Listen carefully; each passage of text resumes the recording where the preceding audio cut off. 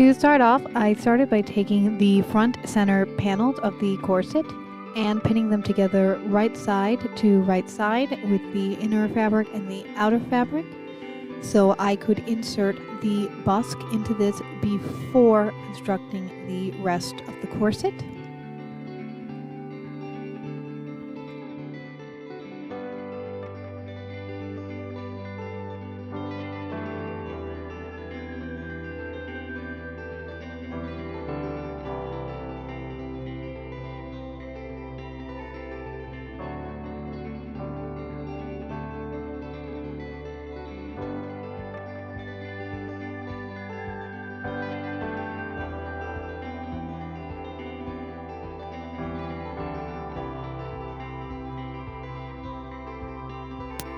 Using the busk I planned to use, I measured where I would need to leave gaps in the stitching so the busk tabs would be accessible, and then could be stitched, leaving open spaces for the tabs to stick out of when the front panels are flipped right side out.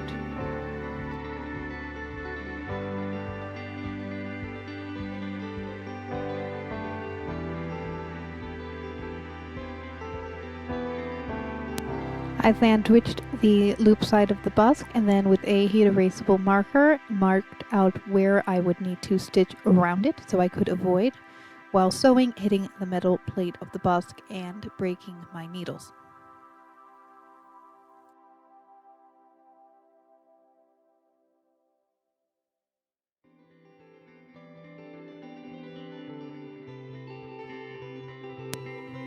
And using a zipper foot, I very carefully stitched right next to the busk as close as I could.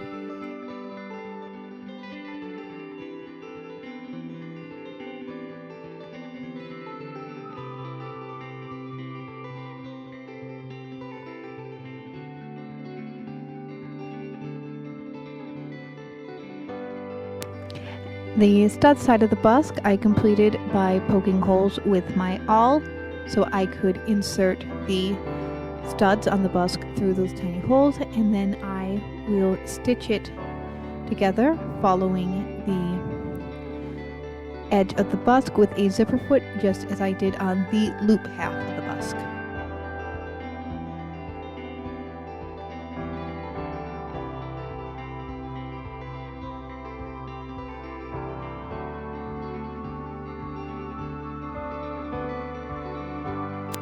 The rest of the panels, except for the back lacing panels, are all constructed the same way. They will be stitched down around the sides and bottoms, flatlining them to my layer of twill. So they essentially function as one piece of fabric, but double thick.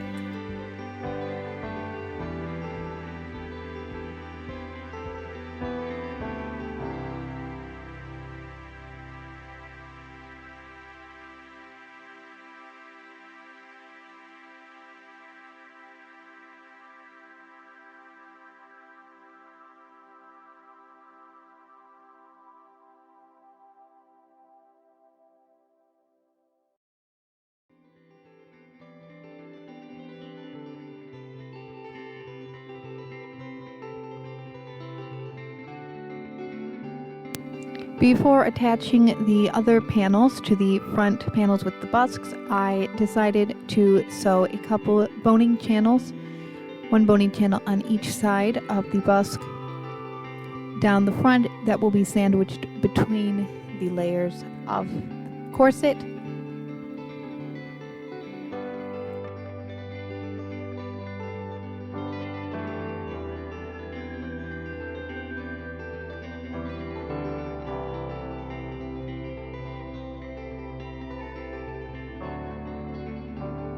The next step was to cord the front panels of the corset, and to do this I marked where the top line of the cording would go with my heat erasable pen, measuring down the same distance from the top as on the pattern.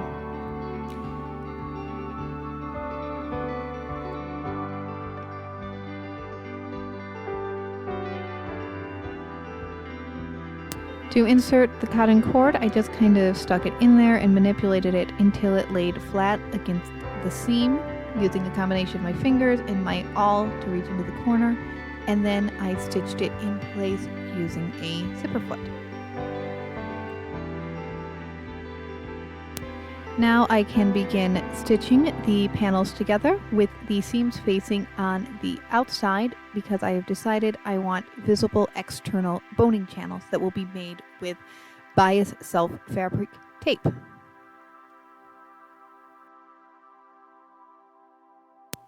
To make the back lacing panels, I first stitched them right side together, flipped them, and then stitched 1/2 inch away from the edge to make my first boning channel to add stability to where the laces will go. And then I added more boning channels between the 2 layers of fabric to another 1/2 inch over from the first boning channel, and the laces will go in between these 2 boning channels.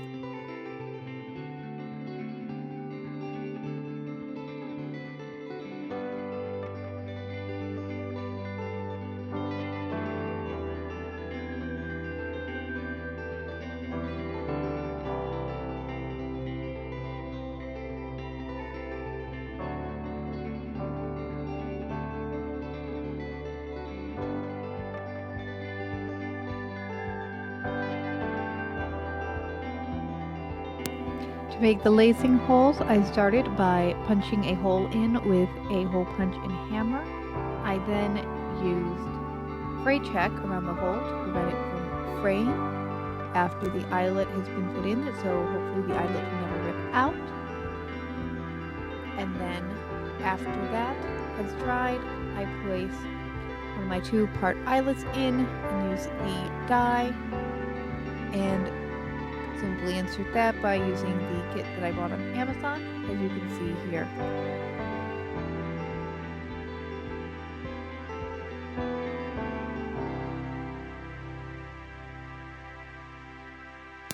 For the external boning channels, I made my own bias tape out of the same fabric as the corset, and I stitched these over all the seam allowances, which I trimmed it down and stitched very, very close to the edge, no more than 1/8 of an inch.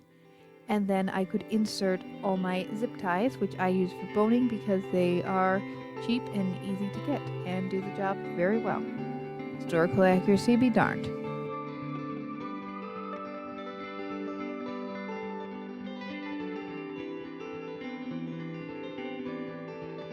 I then bound the top and bottom edges of the corset, also using self fabric tape. I first stitched along the top edge, right side to right side, before flipping, and then hand stitching the tape to the inside with the raw edges tucked under.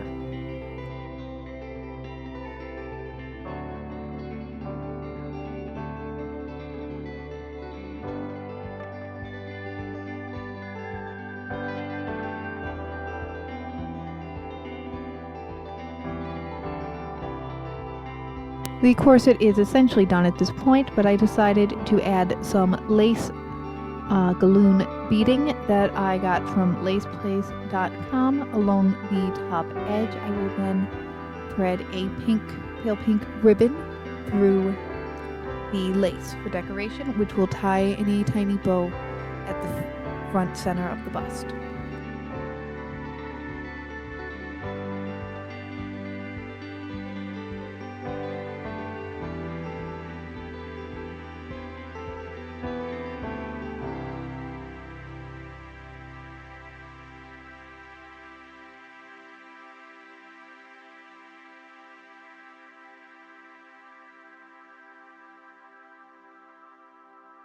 The final step I have chosen to undertake in my corset is flossing the bottoms of the boning channel with an X pattern, simply measuring about, I think it was 3/4 of an inch up from the binding, and just using ivory satin thread and taking a couple passes through each half of the X to reinforce the ends of the boning channels and for decoration.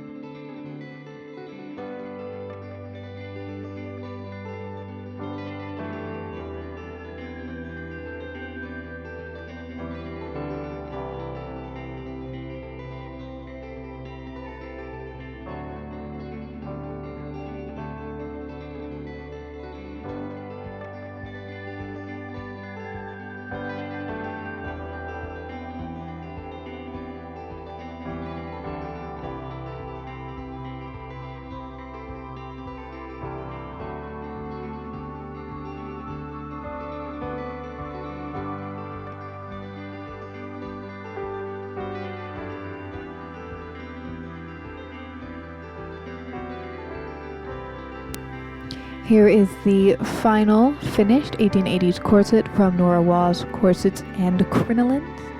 This was actually my first time working with an enlarged pattern from a book, and it went a lot smoother than I thought. Thank you for watching. I will have another video on an 1880s petticoat coming out sometime in the future.